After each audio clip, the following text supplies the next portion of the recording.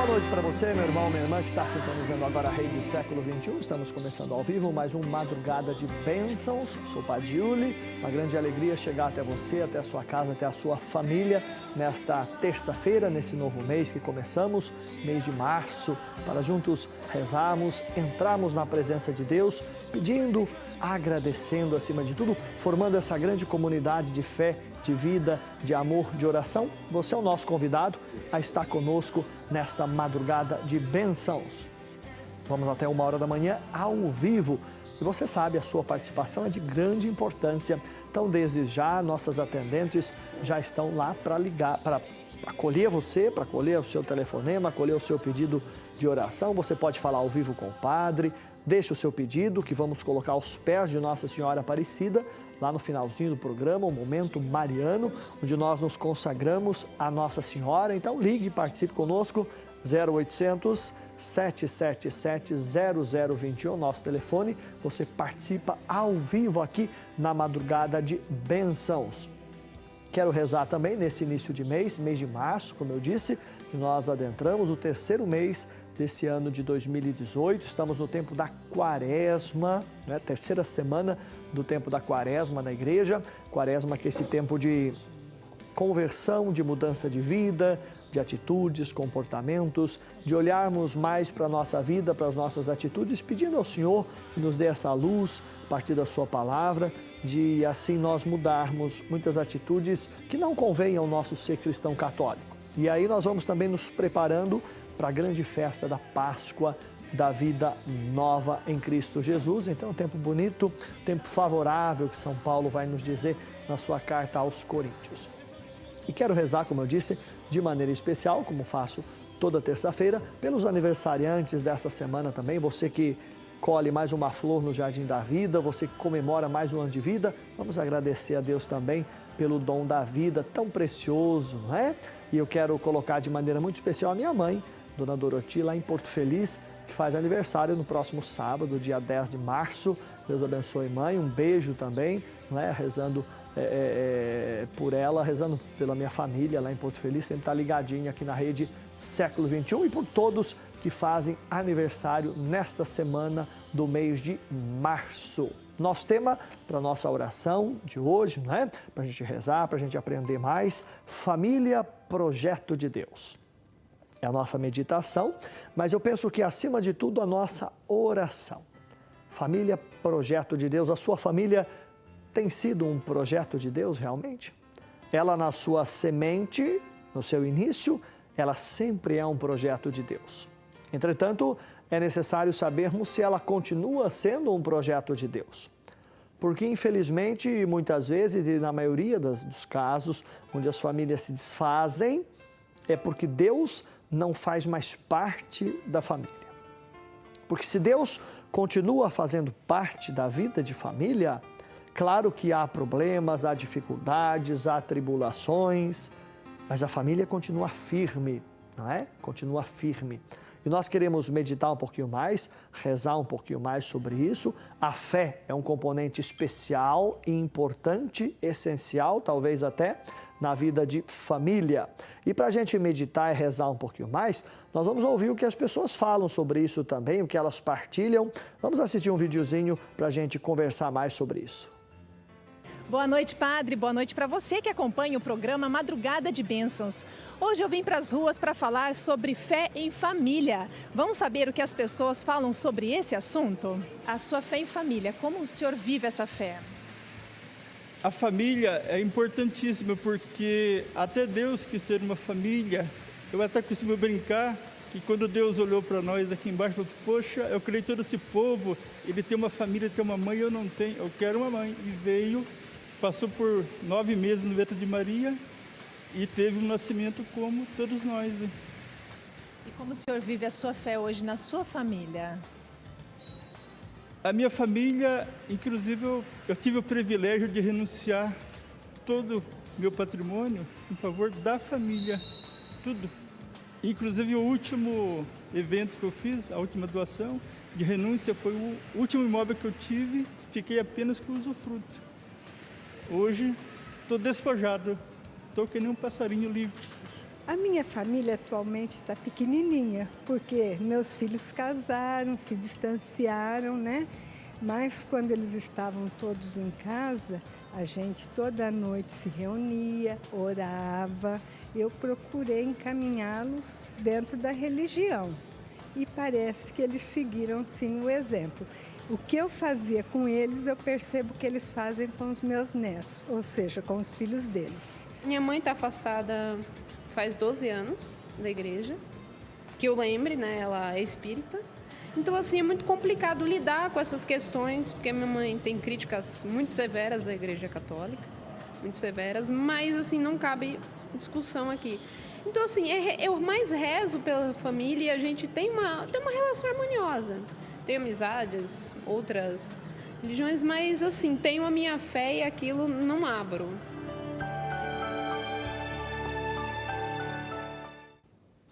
Muito bem, tá aí algumas pessoas também colaborando com a gente, alguma meditação, alguma reflexão, alguma partilha que é importante para a gente meditar e para a gente rezar sobre a família. A importância da família e a importância da fé dentro da família, né? Para que a família seja um projeto de Deus, há necessidade da fé, é óbvio isso, né?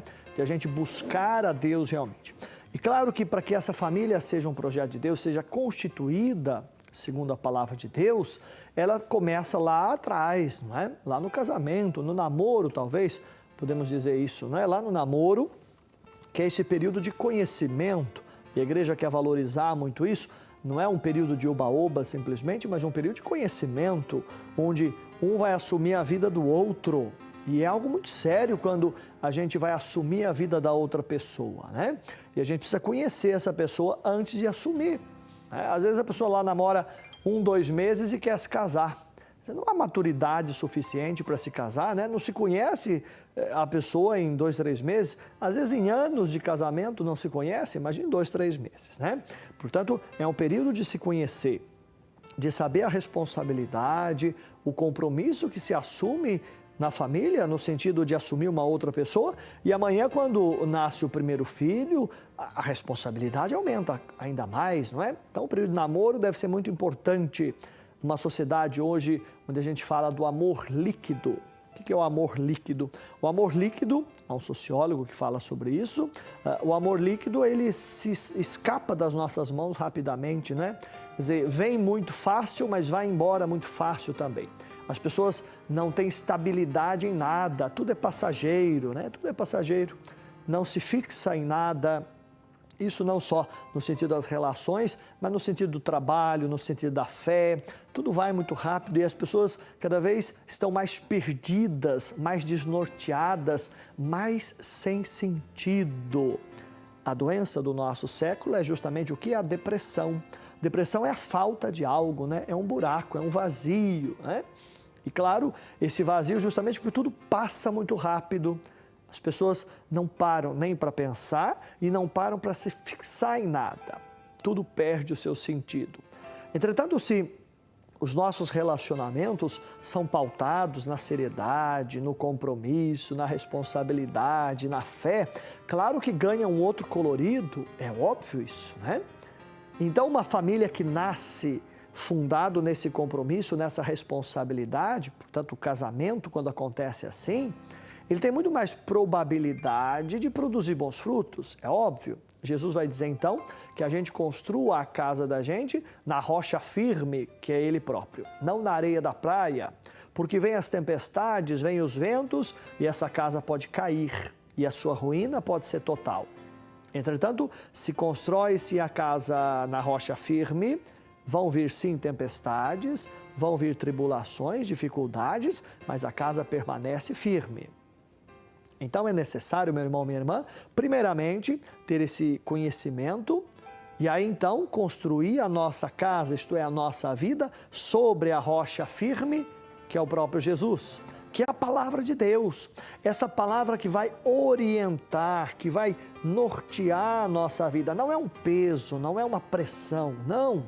Mas é um norte, é uma direção para a nossa vida. E no caso, na vida de família, na vida de casal, deve ser uma orientação. A igreja não quer interferir na vida de ninguém, na individualidade de ninguém. A gente precisa explanar isso muito bem, entender isso muito bem. A igreja não quer invadir ninguém, assim como muitas vezes o Estado ou o governo quer invadir e quer cuidar da sua vida mais do que deve, né? E não cuida das coisas que deveriam cuidar. Então, a igreja propõe, a igreja orienta a partir da palavra de Deus. E então, a pessoa tem lá o período dela, o casal, de conhecimento, assume a vida matrimonial, a vida a dois, e vai ter os frutos desse compromisso, dessa responsabilidade, são os filhos. Então, forma essa grande família. Já a partir do sacramento do matrimônio, que é um sinal visível da graça, do amor de Deus, que acontece entre um homem e uma mulher. É assim naturalmente, né? Para que haja sacramento, para que haja sinal da graça de Deus. Então vem os filhos, que são os frutos desse amor, desse sacramento, dessa graça que Deus concede. Por isso o sacramento, isto é, o matrimônio que acontece na igreja, não é? Nós costumamos dizer que não se casa a dois, se casa a três. O esposo, a esposa e Deus. Não é um contrato como no civil. Um contrato civil pode se fazer entre quem quiser, não é? Entre quem quiser. Porque é um contrato e não tem nada a ver com o sacramento, com o sinal da graça de Deus. São duas coisas diferentes. O contrato existe lá no âmbito civil e ótimo, e se faça como quiser, como bem entender. E a igreja nem interfere muito nisso, não. Agora, o sacramento é uma outra coisa. O sacramento acontece entre um homem e uma mulher que se amam e que se unem para serem felizes e constituir essa família, esse projeto de Deus. E aí vem a procriação, justamente para que a humanidade continue, não é? Se não há procriação, não tem como a humanidade continuar também. Por isso, o relacionamento entre um homem e uma mulher que vai acontecer para que a humanidade também tenha a sua continuidade. Esse é o grande projeto de Deus. E Deus está no meio, Deus está no centro. E veja, não quer dizer que nessa família constituída pela graça de Deus, que é uma vocação, isso é importante dizer, ser esposo, ser esposa, ser pai, ser mãe, é uma vocação, é um chamado de Deus. Assim como ser padre, ser religioso, religiosa, é um chamado de Deus, constituir uma família é uma vocação. Eu tenho um colega que ele já está no 7º casamento. Quer dizer, o problema não é o casamento, o problema é ele, eu disse, né? O problema não é o casamento, ele precisa resolver os seus problemas, os seus conflitos. Porque se a pessoa não é resolvida nem com ela mesma, como é que ela vai assumir a vida de outra pessoa para ser feliz? É impossível.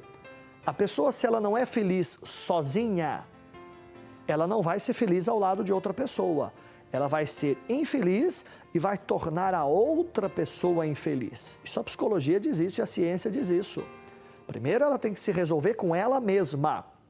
Ah, mas eu vou me casar para eu ser feliz. Cuidado, porque você pode não ser feliz e ainda fazer a outra pessoa infeliz. Então é um chamado, é uma vocação, que eu sinto esse chamado diante de Deus e eu vou colocar em prática, executar esse chamado, mas eu estou bem sozinho. Eu estou bem sozinha, portanto, eu vou procurar ser mais feliz ao lado de alguém. Não significa que sozinho eu sou infeliz. Não, Deus nos criou perfeitos, perfeitos. Eu vou ser mais feliz ao lado de alguém se eu estiver bem comigo mesmo. Agora, claro, nós sabemos que há matrimônios que acontecem com imaturidade ou sob pressão e eles acabam, infelizmente, fracassando. E a igreja não vai fechar as portas a esses irmãos e irmãs. Vai lhes dar uma segunda chance, né? Nós temos na igreja o chamado tribunal eclesiástico, que trata dessas questões. Um casamento onde o casamento fracassou realmente, não deu certo. A igreja vai tentar ajudar esse casal a recomeçar a vida deles. A igreja não expulsa divorciado. Isso é bom que a gente saiba, né? Isso é ignorante quem diz isso. A igreja não expulsa, não é? Divorciado. Não. Ela vai tentar ajudar para fazer que essa pessoa seja inserida na comunidade e possa buscar a sua felicidade. Mas veja, isso é um último caso. Nós vamos fazer de tudo para que, se uma família tem seus problemas, entre o esposo, a esposa, com os filhos, a igreja vai tentar de todas as formas que esse casamento seja restaurado. não é? Seja reconstruído de todas as formas, na oração e na prática. Entretanto, se todas as formas foram esgotadas para que esse casamento seja reconstruído, o relacionamento entre o esposo e a esposa, isso fracassa, também nós não vamos obrigar alguém a ficar junto de outra pessoa, não é? Se ela não é feliz, se aquilo lhe causa infelicidade, claro que não. Claro que é muito triste ver um casal quando ele se separa, é óbvio. E se há filhos, é mais triste ainda, não é? Claro, os filhos sofrem com isso e não adianta falar que não sofre porque é mentira, não é? Eu também estudo psicologia e psicanálise e a gente sabe que sofre sim. Sofre sim. Claro que ele vai passar por um processo para se adaptar à nova vida. Mas dizer que o filho não sofre com a separação de um pai e de uma mãe é mentira, porque ele sofre sim. E até os dois lados, o esposo com a esposa, também sofrem. Por mais que muitas vezes é melhor a separação, porque aquele casal não convive mais bem, não é? Claro, não vão ficar sofrendo os dois juntos, mas a separação também, por mais que seja esse o caminho, interiormente eles sofrem, claro, é uma ruptura que acontece. Quer dizer, a pessoa precisa reconstruir a sua vida. Por isso a igreja, meu irmão, minha irmã, faz de tudo para que jamais um casamento chegue ao fim. Jamais, jamais. Faz de tudo para isso. E a doutrina da igreja ensina isso e a palavra de Deus ensina isso. Agora, se isso acontecer, vamos acolher esses dois irmãos e irmãs e vamos fazer de tudo para que eles reconstruam a vida deles também e sejam felizes. E é isso que nós queremos. A igreja não impõe, não obriga um peso na vida dessas pessoas, não. E hoje nós sabemos disso. E o Papa Francisco, na sua encíclica que ele vai escrever, não é? Muito bonito, se você não leu ainda, Amor e Alegria, Amor Letícia, né? Esse amor na alegria, ele fala muito sobre a família. Amoris Letícia, não é? O amor na alegria, em latim significa isso, né? Ele vai falar muito sobre isso, todo o documento, falando da vida de família, da importância da vida de família, da sacralidade da vida da família, dos problemas da vida de família. Não vamos pensar então que a pessoa casou na igreja com o sacramento e não vai haver problema nem dificuldade. Não, ela não está numa redoma de vidro, essa família, esse casal. Vai haver sim, e talvez o inimigo vai tentar ainda mais essa família, esse casal, justamente porque eles querem fazer a vontade de Deus. No mundo onde se ataca a família de todo lado, não é? Muitos meios de comunicação, telenovelas, escritos, organizações inclusive, não é? Organizações inclusive, instituições inclusive, que atacam a família, porque uma família unida dificilmente é vencida. Ninguém consegue destruir uma família unida. Basta a gente pegar lá no passado, 50 anos atrás, as nossas famílias bem constituídas e unidas, ninguém infiltrava nessa família, ninguém semeava determinados pensamentos ou ideologias no coração das famílias, porque as famílias eram unidas, fechadas. Deus fazia parte da vida dessas famílias. A partir do momento que Deus começa a ficar de lado e as pessoas começam a buscar o bem-estar exageradamente, não estou dizendo que não é bom o bem-estar, mas de maneira exagerada, e muitas instituições começam a invadir a vida da família, a família começa a se esfacelar, começa a desagregar, não é? A separar-se e destrói-se facilmente. E é isso que muitas vezes muitas instituições querem. É isso que eles querem, é que a família seja destruída, não é? Porque daí cada um vai para um lado, você não tem força. Se você tem uma família unida, firme, você dificilmente vai conseguir semear ali determinadas ideologias e determinadas asneiras e besteiras que se prega hoje em dia. Por isso nós precisamos, como cristãos católicos, rezar pelas famílias, trabalhar pelas famílias, sabendo das dificuldades que enfrentamos e que o inimigo vai tentar de todo lado para destruir a sua família. Tenha certeza disso, tenha certeza disso. Entretanto, a fé é muito importante dentro dessas famílias. A palavra de Deus é importante, a vida de oração é importante. Agora, eu não estou dizendo que uma família que se desfez porque aquele casamento fracassou, que essas pessoas então estão excluídas e marginalizadas da vida de fé. Não. Vamos então agora com essas pessoas reinseri-las na vida de fé, na vida da igreja, e que elas tenham a possibilidade de reconstruir a vida delas e formar uma família verdadeira. Claro, não é porque não deu certo o primeiro casamento, é que ela não vai tentar novamente. Claro que vai. Deus dá essa chance, a igreja quer mostrar isso, né? Porque a família é uma bênção, sim, sempre foi. O Papa João Paulo II, agora São João Paulo II, ele escreve uma carta muito bonita sobre a família, onde ele vai dizer assim: a família é a célula da sociedade. Ora, a célula é o que mantém o corpo, né? Se as células não estão bem, não estão sadias, o corpo todo padece.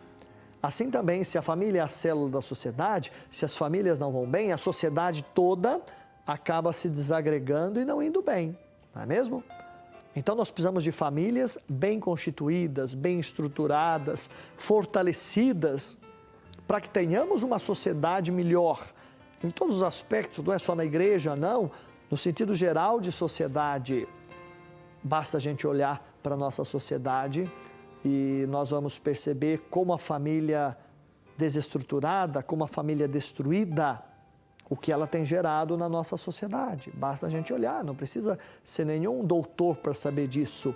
Basta olhar os frutos negativos que nós temos colhido nos últimos anos. Portanto, veja, a igreja não quer tampar o sol com a peneira, dizendo que não há problemas. Claro que há problemas. Mas há, sim, muito mais bênçãos e graças, muito mais frutos positivos, quando as famílias estão congregadas, estão unidas e produzem seus frutos.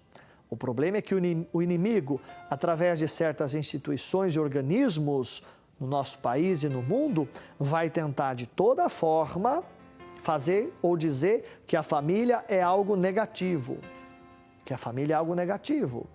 Porque para eles não é lucro a família estar unida, não é? A família, quanto mais dividida, é melhor. E se ela não existir, melhor ainda.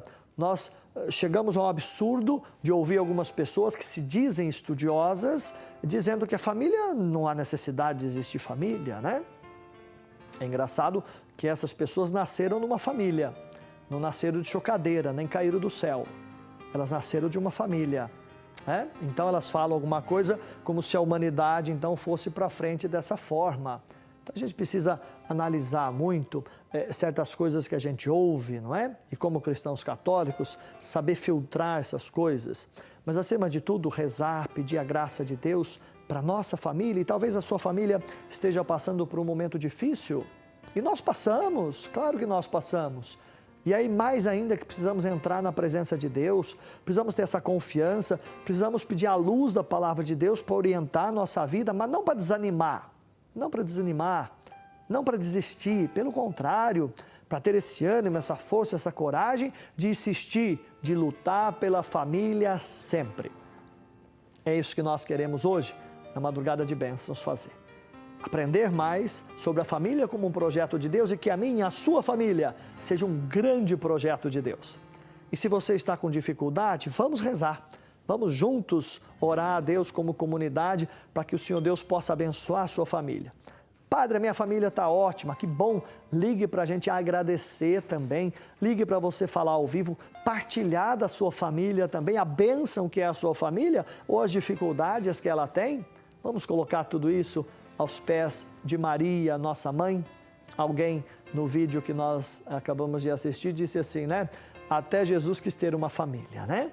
E realmente, a Sagrada Família de Nazaré, que é família como a nossa, que também teve seus padecimentos, suas dificuldades. Vamos pedir a Nossa Senhora que interceda por nós, que interceda por nossas famílias. Então ligue para a gente, para você pedir a sua oração, para você participar ao vivo, partilhando da sua família, das alegrias e das tristezas também. E hoje orar, para que a sua família seja cada vez mais abençoada, no nome do Senhor Jesus. Então ligue para você rezar conosco, 0800 777 0021, nosso telefone. Você liga, você fala ao vivo com o padre, você deixa o seu pedido de oração e hoje especialmente pela sua família. Vamos rezar pela sua família, que ela é um projeto de Deus. Também esse é o telefone que você vai aproveitar agora o intervalo para você ligar para ficar sócio. Nós estamos começando mais um mês de março, começo do mês, olha, a corda vem aqui no pescoço, né? Se para você vem, imagine aqui para nós, né? Então, ligue, você que não é sócio ainda, faça parte, independente da quantia, né? Independente da quantia, o importante é a sua fidelidade a essa obra de evangelização, não é? Então, ligue para a gente, hoje é dia 6 de março, nós estamos com 7% das nossas doações, a nossa meta, não é? Deveríamos, pelas contas aí, estar com 19%, hein? Olha, 7 para 19, mais que o dobro. Temos que chegar lá e temos que fechar esse mês, porque senão a coisa fica complicada.